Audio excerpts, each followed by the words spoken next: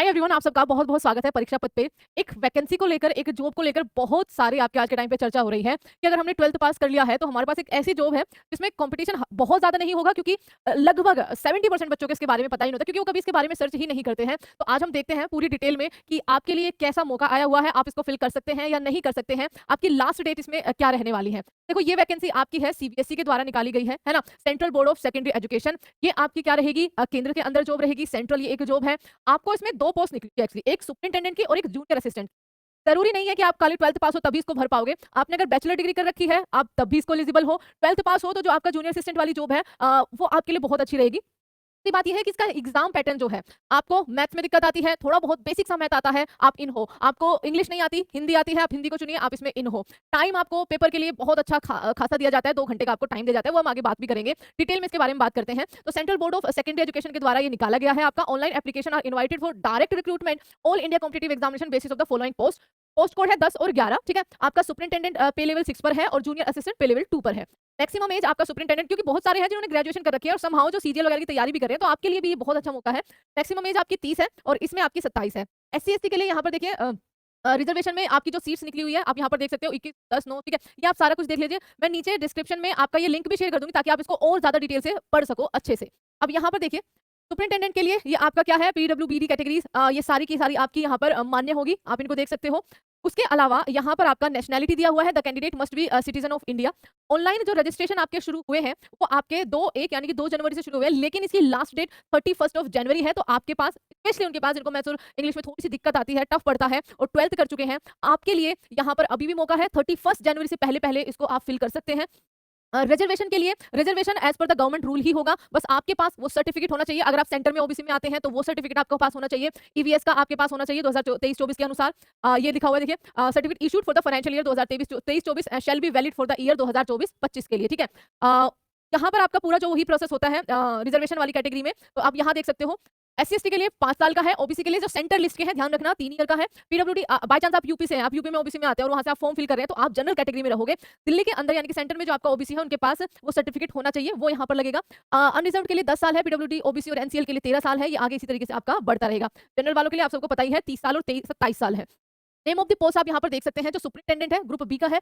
इसमें आपको bachelor degree कहीं से भी आप यहाँ पर करके आ सकते हैं, किसी भी यूनिवर्सिटी से। जरूरी नहीं है कि दिल्ली से ही आप करके लाए। और आपको कंप्यूटर की एक बेसिक नॉलेज होनी चाहिए, ये मस्ट है। जैसे Windows, MS office, handling of large database, internet वगैरह। इसमें एज 30 ईयर है। उसके अलावा इसका जो रिक्रूटमेंट का मेथड है, इसमें 2 एग्जाम होंगे, टियर 1 भी और आपका टियर 2 भी। टियर 1 आपका बेसिक एमसीक्यू बेस्ड आपका यहाँ पर रहेगा और टियर 2 में पहले आपका ओएमआर बेस्ड ऑब्जेक्टिव क्वेश्चंस होंगे, उसके बाद आपका डिस्क्रिप्टिव जो एग्जाम है वो होने वाला है। फिर आपका टाइपिंग भी है, 35 वर्ड पर मिनट इंग्लिश में होगा और 30 आपका हिंदी में होगा, ये आपको ध्यान रखना है। अब यहाँ पर जूनियर असिस्टेंट की बात करें तो आपका यहाँ पर 12th पास और उसके इक्विवेलेंट जो आपकी क्वालिफिकेशन होगी वो मानी जाएगी और एक टाइपिंग स्पीड आपकी 35 वर्ड पर मिनट सेम इंग्लिश और हिंदी में आपका 30 रहने वाला है। एज आपकी 18 से 27 के बीच में है। इसका जो मेथड है रिक्रूटमेंट का, इसमें केवल टियर 1 रहेगा एमसीक्यू बेस्ड आपका, और आपका यहाँ पर टाइपिंग स्पीड रहेगी, सेम वही टाइपिंग होगी। ये आपको ध्यान रखना है। एग्जामिनेशन फीस आपकी 800 रुपए है अनरिजर्व्ड, ओबीसी और ईडब्ल्यूएस के लिए, और यहाँ पर SC ST ex serviceman women's के लिए आपका यहाँ पर नीला है। इसको देखकर ये मत सोचना कि यार इतनी फीस है हम नहीं भरते हैं। इसको फिल जरूर करिएगा, क्योंकि अगर आप ऑलरेडी सीजीएल सीएचएसएल वगैरह की तैयारी कर रहे हो तो इसको भी आपको जरूर भरना चाहिए। पिज्जा नहीं खाना, ठीक है। तो इसको आप फिल जरूर करना, पैसे मत देखना अभी के लिए, क्योंकि इसमें सैलरी भी आपकी अच्छी है, अराउंड 40,000 के आसपास है, और हिट पे कमीशन आ गया तो फिर तो बल्ले बल्ले हो जाएगी। तो फॉर्म जरूर फिल करना। अभी तक बहुत ज्यादा बच्चों ने इसको फॉर्म को फिल नहीं किया है, तो आपके पास एक अच्छा मौका है, इसको जरूर फिल करिएगा।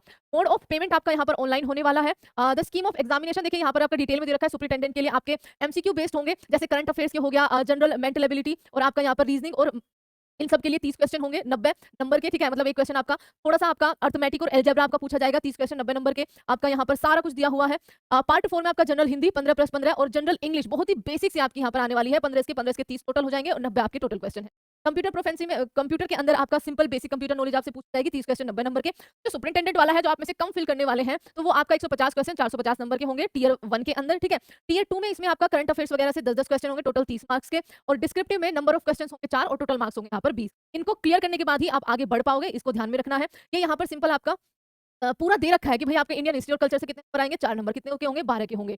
इसी में आपका इंडियन इकोनॉमी से डिस्क्रिप्टिव और एमसीक्यू के लिए जो ओमार बेस्ड होगा 4 क्वेश्चन 12 नंबर के, यहाँ पे डिस्क्रिप्टिव में भी 4 क्वेश्चन इंडियन ज्योग्राफी में भी 4 क्वेश्चन इस तरीके से हैं। अब देखिए जूनियर असिस्टेंट में आपका क्या आएगा? तो जूनियर असिस्टेंट के लिए आपका सिंपल है, आपका यहाँ पर क्या होगा जनरल नॉलेज, करंट अफेयर्स, यही जो बेसिक आपका एसएससी वगैरह में सब में होता है 30 नंबर 90 मार्क्स के होंगे। रीजनिंग और मैथ्स होगा बायलैंग्वेज 25 नंबर 75 मार्क्स के। General Hindi and English 25 question and आपका यहाँ पर 75 मार्क्स हो जाएंगे। Basic knowledge of computer 10 question आएंगे 30 मार्क्स के।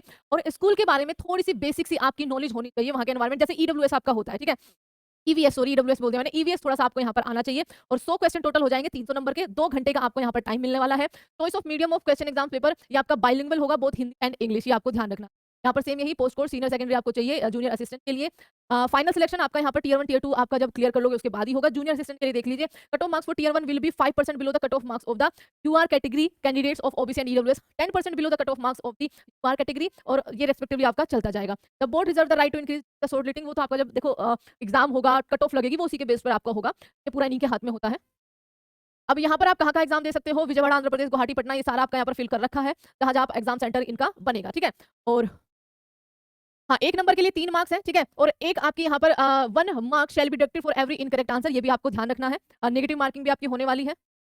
और इसमें क्या है, एलिजिबिलिटी हो गया, एग्जाम पैटर्न हो गया, टाइम कितना है ये भी हो गया। तो आपके लिए रफ वर्क के लिए आपका रफ शीट अवेलेबल कराई जाएगी, ये भी आपका यहाँ पर लिखा हुआ है।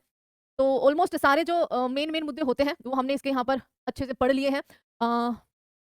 बाकी फिर जो बेसिक सी जानकारी होती है वो इन्होंने दे रखी है कि आपका कोई अनफेयर मीन्स नहीं होना चाहिए, ये आपको ध्यान रखना है, ठीक है? और आपको 31 जनवरी से पहले-पहले इस फॉर्म को फिल कर देना है, जिनकी भी 12th पास हो गई है और जिन्होंने भी बाकी एग्जाम जो गवर्नमेंट एग्जाम है बड़े-बड़े एसएससी वगैरह और रेलवे की तैयारी कर रहे हो, तो इसको भी जरूर फिल करना और इसको देने जरूर जाना। तो ये था इसका ब्रीफ सा इंट्रोडक्शन। इसका मैं लिंक शेयर कर दूंगी, आप उसकी वेबसाइट पर जाकर इनका नोटिस जो है इसको जरूर अच्छे से पढ़ लेना, क्योंकि आप सब इसके लिए एलिजिबल हो, कोई इसमें कुछ नहीं मांगना, नो आईटीआई कुछ भी नहीं, सिंपल सी आपकी जॉब है, अच्छी सैलरी है, सेंटर की जॉब है। तो ये थी आपकी इसके बारे में थोड़ी सी डिटेल्स इन्फॉर्मेशन। आशा है कि आप इसको फॉर्म को जरूर फिल करेंगे। And thank you so much everyone, please subscribe the परीक्षा पथ।